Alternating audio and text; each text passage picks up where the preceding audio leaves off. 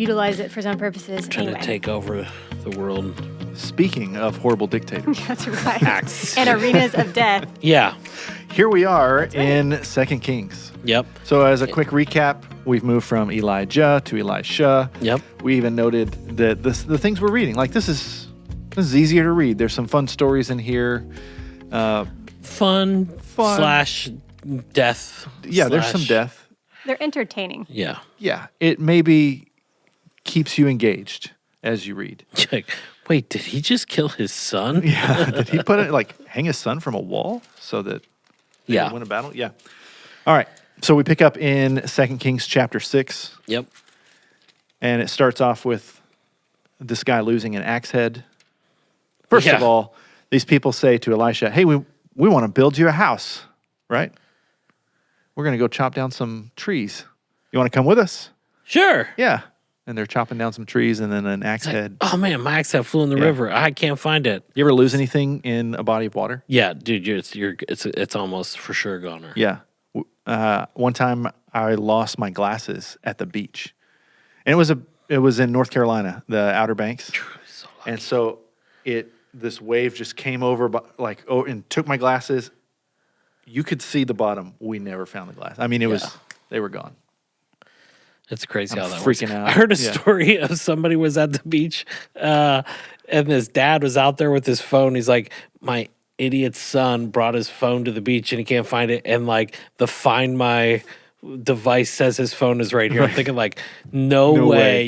It's that accurate to pinpoint. But he was out there like he thought he was going to find it, like waiting in the water along the shore. Yeah.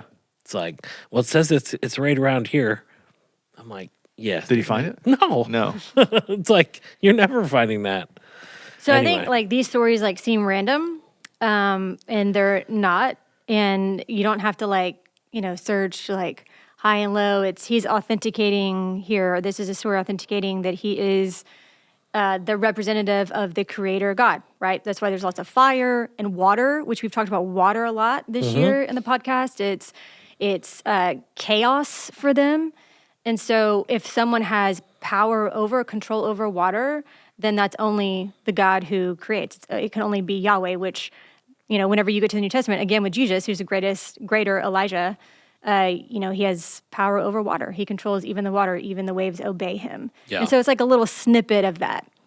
And this is like 'Cause it seems physics. random. This is iron. Iron Right. does not Yeah. float. So That's right. throwing a stick in the water and having iron float, Yeah, it's a sign and wonder authenticating this really is Yahweh's guy. Okay, so then we quickly get into Elisha's interaction with the king of Syria. Yep. So this is one where I guess maybe would have been helpful to have one of your map books to be like, okay, this is where they were, yeah. Because There- you know Israel what? in the north, In I know the I ESV, probably there got is a one. map right here for this I got section. one Go the other way. before.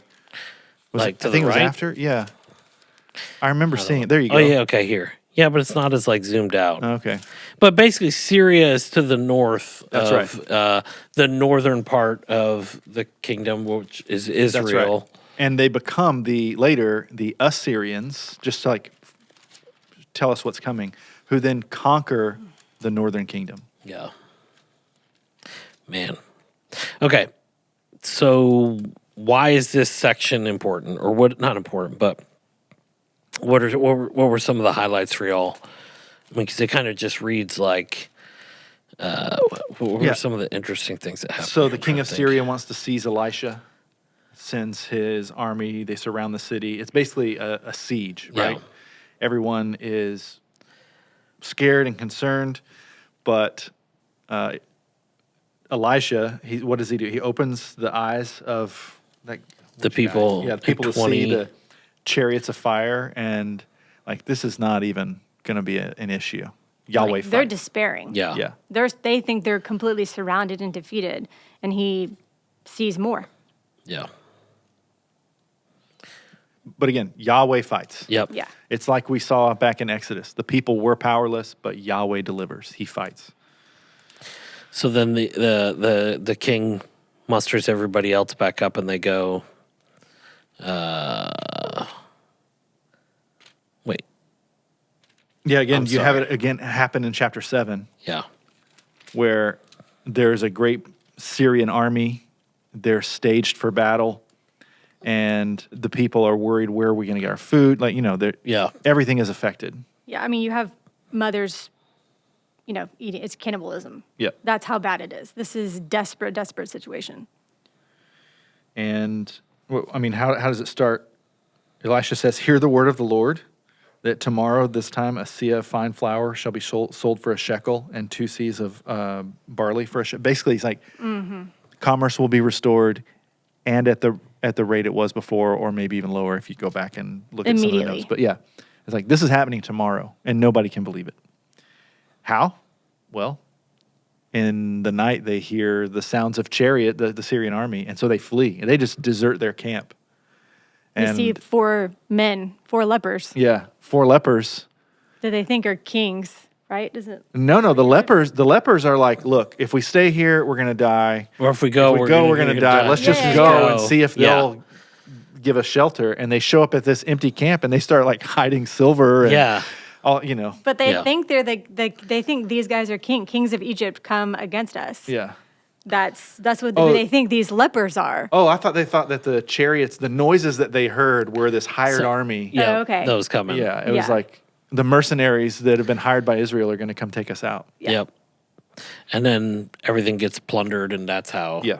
And then Everything's that's how they restored. have all this stuff to begin commerce again. They have food Yeah. and they can trade and all that. Again, Yahweh fights. Yahweh fights, and it is like we've seen over and over. It's foreigners, it is outsiders, it's lepers that he uses in his plans. The outsiders. It's always surprising how he fights and how he wins. And then re-enters the scene is the lady who Elisha performed the miracle by raising her son. The Shunammite woman. What is a Shunammite? Just one of some land from around there or people group? I don't know. It's a people group. I was going to ask that last week, but it doesn't really matter. She's Well, you ask a question. Now I got to. I don't know. Maybe it says in the cheat notes somewhere and I didn't. It refers to a woman from the town of Shunem, a village in the territory of Issachar, one of the tribes of Judah, one of the tribes of Israel. Issachar. Issachar was a tribe, not one of the 12 tribes. Uh-huh. Really? Right? I don't know. I don't remember all the 12 tribes. Yeah. Okay. I trust you more than me. I'm definitely not as schooled in the names of all the 12 tribes. I can't even pronounce them, so. Benjamin. Asher, I can Dan, pronounce that Judah, one. Reuben, Joseph, Naphtali, Issachar, Issachar. Simeon, Benjamin, Gad, Zebulun, Levi. Yeah. See? Issachar. You made me second guess myself. I'm and not like, saying. oh, no, No. You just got to own it. You know. Yeah. No, I mean, sometimes I'm wrong. It's true. Okay. Chapter 8. The Shunammite's land is restored as she leaves for a Yeah. famine Yeah. and then returns and it gets her land back. So then we have the king of Syria, who it seems like Game of Thrones, just murdering people. But the story turns in verse 16 back to Judah. So we've been with Israel and Syria and all that for a while. And if you don't pay attention, you miss that, oh, wait, we're going back to the southern kingdom, back to Yep. Judah. Jehoram reigns in Judah, except he's evil. But I want to point out verse 19. 19, yeah. Yet the Lord was not willing to destroy Judah for the sake of David his servant, since he promised to give a lamp to him and to his sons forever. So why do we point that out? Yeah, I mean, 'cause that was the promise of David's lineage that, the Messiah or a forever king. Yeah, Kind of. the Messianic king. The Messianic king. Yeah. So this promise is always echoing in the background. Even we see the cycle on repeat. We see the evil, the death, the destruction, all that. But the undercurrent is this promise. That's why Yahweh fights. And you see that throughout this week's reading. This seed of David, right? This son of David is going to be protected. Okay. Uzziah reigns in Judah. That's at the end of that. So is that a new king there? It is after King of- Jehoram. After who Jehoram. is evil. King of Judah. And then, So there's a king of Israel and the king of Judah. yep. But this is a new king in Judah. And I'm assuming he's not good too. 'Cause- Ahaziah, he King walked returned in the to- way of the house of Ahab and did what was evil in the sight of the Lord, yeah. as the house of Ahab Yeah. had done. For he was son-in-law to the house of Ahab. And when it says that, when it's like what a lot of that is referring to mostly their worship of Baal or like the Yeah. Ashtaroth, like all Idolatry and the idols. Yeah. injustice. If you just sort of keep There that you in go. your Yeah. head, Idolatry and that's what it always Idolatry and is. And also justice. that's hard though. So in the context of what Lance is talking about, so we know that there is this promise to the house of David, but this is the house of David who's acting like the house of Ahab. So what does that mean? What is that going to mean for the next few chapters for the rest of this story? We should be nervous right now. What's going to happen to the line of David? Yeah. Well, I'm sure God's gonna. Well, you're like, we know. He's gonna. I know, yeah, we know But there's a you that promise, is but like yeah. I mean so they're intermarrying and like they're all connected now and that's not good. Chapter 9, Jehu anointed king of Israel, and this is a wild story. Jehu. Jehu. Okay, we're back to the north, Yep. and what does he start doing? But killing people. And he's killing people for the sake of justice. I said it's not. It's like he's killing the right people, but he's still killing people. That's right. Yeah, he's It's a holy war going on. It's justice. And it's sort of been a long time coming because this whole house was supposed to be over, but we keep seeing his sons reigning. And also, I think, what chapter did I say it was? In 1 Kings, Yahweh told Elijah to anoint Elisha as his successor and also to anoint this guy as king of Israel. That was a while ago. Yeah, So there's been a just- lot of kings There's that been a lot going were in on. place before. And so he now gets you're here. starting to see the fruition of even what we read about quite a while ago. yep. And in the So we know we're like at a climax. Yeah, and in the list, like many a podcast ago, when we first started talking about there's going to be all these kings we're going to read about in each of these kingdoms, this is the only one that isn't bad. He's just a mixture of Jehu? bad and kind of good, but For bad. Israel. Yeah, we said of the For 20 Israel. in Israel, they're Yeah. all bad, and of the 20 in Judah, Yeah. 8 were good, 12 were bad. Yeah, but in this Except- list, he's a mixture, good and bad. Yeah. He's pretty good. But pretty good. also not the guy. Like Yeah. I keep saying Yeah. that, but like you're like, oh, he's gonna be awesome, and then by the end we see, well, he's not quite faithful. Yeah, I mean, even when he gets to but on a curve. yeah, But on a curve. This Yeah. guy. Yeah. yeah. He's not that bad. I mean, so like this is where he executes Jezebel. Yeah, like, long time like coming. Just, he's like, throw her off the roof, y'all. Let the Again. horses. She's the worst. Yeah. What Finally. a Jezebel. Yeah. So she's gone and trampled on and basically fed to the dogs. Yeah, this is the word of the Lord which he spoke by his servant Elijah the Tishbite. In the territory of Jezreel, the dogs shall eat the flesh of Jezebel, and the corpse of Jezebel shall be as dung on the face of the field in the territory of Jezreel. We've been waiting for this. Yep. Yeah. We've been waiting for this Justice. justice Yeah. to and God's prophecy to be fulfilled because we know it's going to. If Yahweh says it's going to happen, it's going to happen. And so just like David's line is going to be saved, this line is going to be done because of their unfaithfulness. There Yeah. it is. Yep. And it is not pretty. Yeah. pretty. And sorry. I was just going to keep Jehu moving. Yeah, 10. Yeah, 10. So, verse 18, Jehu strikes down the prophets of Baal. But even right before that, this stood out to me in verse 16. He says, this is Jehu, come with me and see my zeal for Yahweh. Yeah. I mean, he's saying, listen, what's making me operate and do the things I'm doing is my zeal for Yahweh. Yeah. Well, and that's because in there, that was like all of Ahab's descendants, all of Yeah. his sons that he's like trying to like, Systematically. he's definitely wipe them setting out. himself apart and like, y'all are going to pay. I'm bringing Right. the justice. Yep. Goodness, yep. Well, and which Heads of was, the king's sons. which was In the baskets. the justice that Ahab was kind of supposed to receive Right. a little bit, but Yep. he repented, Yep. right? Yeah. Saying And- right. There's but so many Jehu- kings and so many. Left none remaining. He's a king of Israel who, again, we know all those kings are bad. And you're like, wait, this guy stands out. He actually graded on a curve. Yeah. I'm just saying. But yeah, 18, that section, strikes down the prophets of Baal. I mean, that's like genius. He's like, hey, everybody, we're going to do this awesome thing. I'm going to do this thing, gather everybody up to Everybody, come all of see. them. Everybody needs to be Hey, here. for real, this is like Game of Thrones or something. Yeah. Yeah. The I wedding. wrote that here. Game of wedding. Thrones. Yes. Or like Yeah. whenever Yeah. they blow up the temple. Yeah. So it's like, hey, everybody come in. This is going to be awesome. Boom. Not so much the case. Anybody that comes out, get them. Actually, just go in there and just wipe Just them take all 'em out. all Don't out. leave anybody.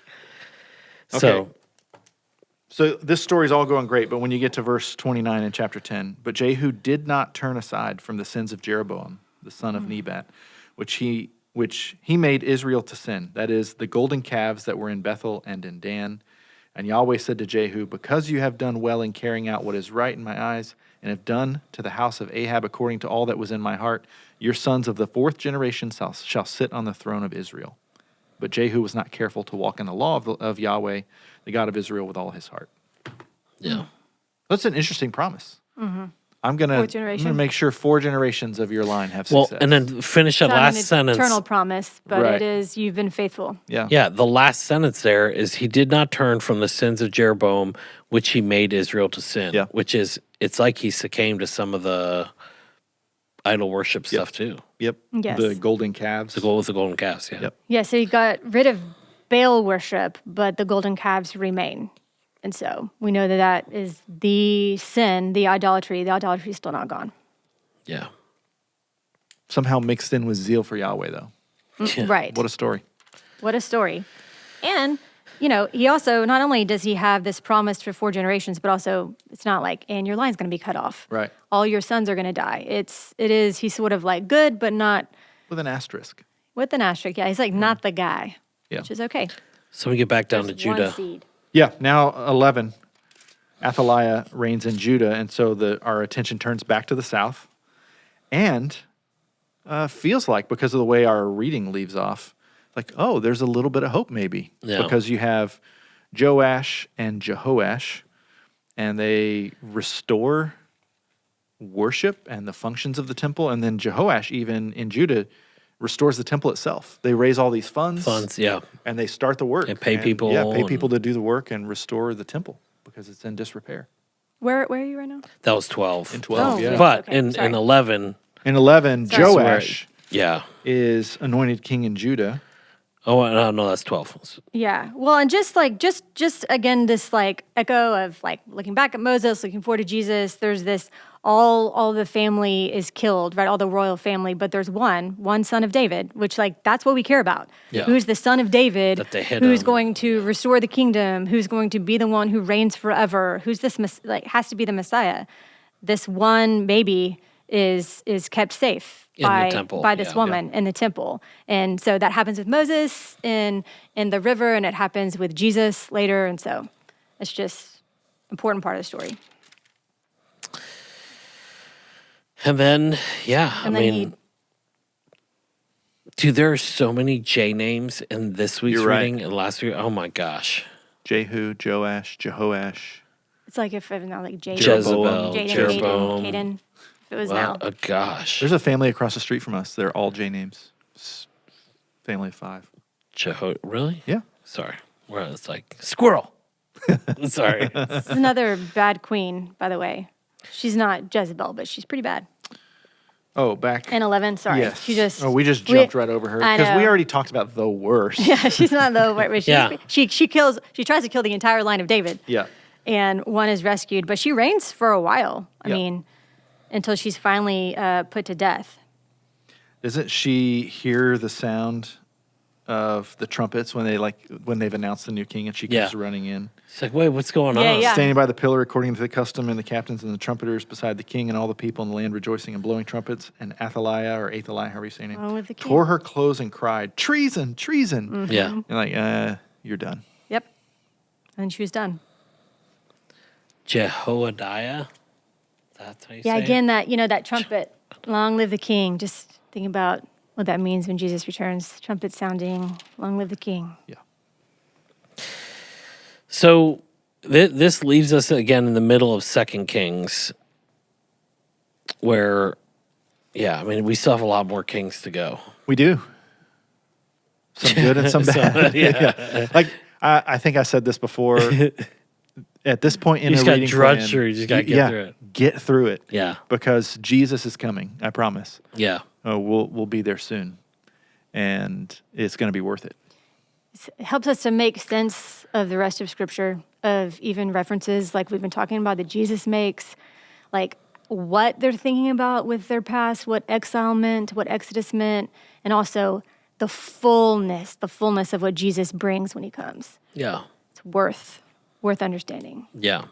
I mean, because the way this chronicles is definitely a time in the ancient Near East. Is this the ancient Near East? I can use the Yancey's words, but that like, there's just a lot of like death and struggle, and like this doesn't feel like flourishing, at least what they're chronicling. Now, maybe there was human flourishing happening somewhere, but this just feels like life is hard for everybody, and there's just death is always right around the corner. So that's why it feels so. Yeah. It's not like everything's hunky dory. That we got No. crops. We're thriving. You know. It's heavy. There's moments of hope, which you have to hold on to. You have to hold on to the promises of God throughout the story, because otherwise it's fall. Yeah. It's, and then he died, and then he died, and then he died, back in Genesis. But there's always a remnant, and there's always hope. There's always the faithfulness of God, always. You can subscribe to receive additional resources to help you study the story of Scripture at clearcreekresources.org. We'll see you next week.